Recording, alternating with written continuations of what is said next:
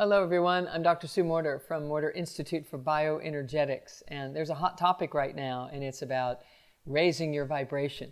And I just want to explain a few things about this. I've been working with vibrational frequencies all my life. I was raised in an environment where my father was a pioneer in energy medicine, and energy medicine was all about managing the vibratory frequency of the body for healing. It's impacted by the emotions that we feel consciously and subconsciously. It's impacted by the foods that we eat. It's impacted by the rest that we get, the amount of water that we consume, the kinds of beliefs that we are carrying unconsciously and consciously, and overall the way we're breathing in our body. There are so many things that contribute to the vibrational frequency of your body that I wanted to just take a moment and explain a few things. That everyone's obsessed with raising your vibrational frequency, and that is important because at a higher vibrational frequency in your core system, the cells are able to vibrate at the frequency where they produce the chemicals of creativity and healing and wholeness. And if your vibrational frequency is lower or off kilter, if you will, it produces chemicals in your body and nerve impulses in your body of fight or flight, which keep you from healing, and you kind of maintain symptoms, and then you start looking to the doctor for something to take to cover up your symptoms, or wondering in what other ways that you can heal. And I just want you to time out for a moment and recognize something, that sometimes people go all out to raise their vibrational frequency, and they get so hyped up in trying to raise their frequency that they actually dupe themselves in the process of ever creating a healing environment in the body. So I want you to understand that everything is energy, and there are high frequency energies and low frequency energies, and actually they're all good.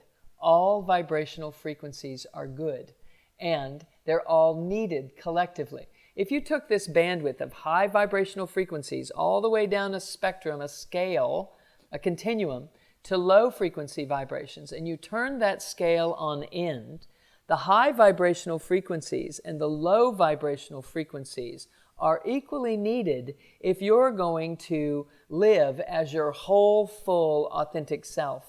So people can hype themselves up and rev themselves up into these, yeah, everything is positive, it's super good, yes, it's so amazing, and be all revved up into this heightened state and ignore lower vibrational frequencies in an attempt to raise their vibration. But I want you to understand this.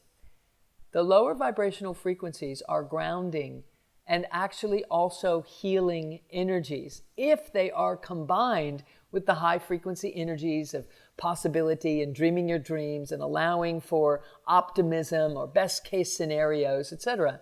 So when we take lower frequency vibrations like a heaviness, even something that you would call sadness, or something that would even lead to the feeling of depression, etc., those heavier energies, when combined with these high frequency energies, actually have an anchoring effect to your whole system. So you're here on earth as an authentic being, and every single feeling that you feel is a valid one, and every single energy that ripples through your system is a needed one. So we're not supposed to cut off all the low vibrational frequencies and get rid of them in order to have a high vibrational frequency state and health and wholeness and vibrancy in our lives. It will not be sustainable. Absolutely impossible. So I've been working with people for 40 years in growing up, even earlier than that, and then in my clinical states in school, and then in my clinical experiences and working with people since the 80s, the 1980s. And so in this, I've worked with tens of thousands of people. On top of that, I've been working with groups of people around the world for the last 15 years in mass. And so I've been exposed to hundreds of thousands of people. And I've had the experience of recognizing that people tend to think there's a part of me I need to get rid of, and therefore it will enhance this part of me that I really like. And I promise you, there's nowhere to get rid of it to. Quantum science is showing us that there's only one of us here, and that anything you try to get rid of just lands on you anyway. And so that's a bigger picture conversation, which I love to have with people when we get into our coursework and can really take the conversations deep and integrative. But here in this moment, please know this. If you want to raise your vibrational frequency, become radically interested in embracing every single part of you, judging nothing, leaving nothing behind, kicking no part of you under the bus, hating nothing, discouraged by nothing. Embrace it lovingly, the way you would embrace someone new that you were just falling in love with, and you love every little quirk about them, every little thing about them just lights you up and turns you on.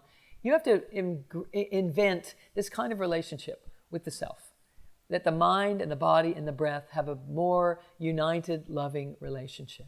Because when love is present, your vibration expands. What you want to have is an expanded high vibrational frequency that is sustainable by the lower vibrational frequencies. Now, let me just say a couple of things about the lower vibrations. If you're only ever in the low vibrational frequencies and you're obsessing about them and you're rejecting them and they're not going away, but you're pushing them away, but they're not going anywhere, then what happens is you do start to lower your overall vibration. So it rules out the possibility of optimism and joy and love and receptivity in your life. So we have to have both. We have to allow for both. And the way to allow for both is what I said. Radically embrace every single part of you. Radically embrace those whims, those dreams, those desires, those pie in the sky ideas that you think are unlikely to manifest. Embrace them. Because if you'll embrace them and honor them, they have a much better chance of manifesting. And at the same time, when you allow those high frequency vibrations into your heart, into your body, into your breath, into your life, it also allows you to begin to bring some effervescent energy into the sadness and the heaviness that's also been heavier energies that you were rejecting, not wanting to feel. But when you allow yourself to feel all of them, the whole spectrum comes to life. And these energies that you thought were sadness and depression and guilt and shame and those lower frequencies, they actually start to operate as grounding energies. Because guilt or shame or sadness, they're just energies. There's nothing about them that is any different than the energies of possibility or joy or delight that we engage in. They're all just energies on that full spectrum. And when we turn that spectrum this way and realize that is the spectrum of our whole being, our groundedness, our rootedness, our ability to have relationships, our ability to feel our power because we're lovingly embracing all the possibilities of who we are, and our ability to envision and to dream our dreams and to be connected to God or to Source or however you want to look at that. When we allow all of that to be true, radically embracing all parts of us, our vibration expands. And we can jump higher because we have a foundation to push off of. Our vibration can reach higher when our roots go deeper. Think of how the tree grows. The tree has to deepen its roots in order to grow taller. You want to raise your vibration, you have to accept every single part of you. Because every feeling that you feel is an energy that comprises part of the bandwidth of the whole of you. And when you begin to embrace all of it with equal opportunity, what begins to happen is you experience divine acceptance. That translates to love and joy and connection and possibility. It translates to you having a better sense of self, and the next thing you know, you're out there operating in life in a way that says, I belong, and this is my gig, and I get to play in this playground, and there's nothing I'm supposed to be intimidated about. I'm here to reveal my magnificence and share it with you and your magnificence. And when that starts to unfold in our lives, everything changes. And we stop trying so hard and we start having and receiving and accepting and embracing some parts of us that we never even knew could be alive here. You become abundant, and abundance flows in your life in a way, financially, relationally, in the love frequency department. All of it starts to unpack. It's just waiting for you to drop in to the true masterful seat inside of yourself. And that's what we're doing inside of the coursework that I teach. I'm also providing healing transmissions every month. Check out our website. Come and get your invitation to being part of that, where I'm emitting this high vibrational frequency into the atmosphere, setting you up for the perfect receptivity of that to model for your cells how to vibrate at this frequency that is your truest self. When you connect with that, everything begins to change. Then you can come to our healing retreats, you can come to our workshops and our coursework of the energy codes and learn how to do these things for yourselves. It's all in divine order, and it's all waiting for you here. It is by my own personal experience and my experience as a doctor and my training in quantum science and bioenergetics and energy medicine, that I pull all of this together, bridging science, spirit, and your possibility, your human possibility, and your full potential. I want to activate that for you the way it's been activated in my life, so that we can all live as creators and leaders in our world instead of reactors and hiders from a world that seems too big for us. Raise your vibration by accepting radically even the lowest vibrations within you, and watch what happens. My great joy to share this with you. Have a blessed day. Namaste.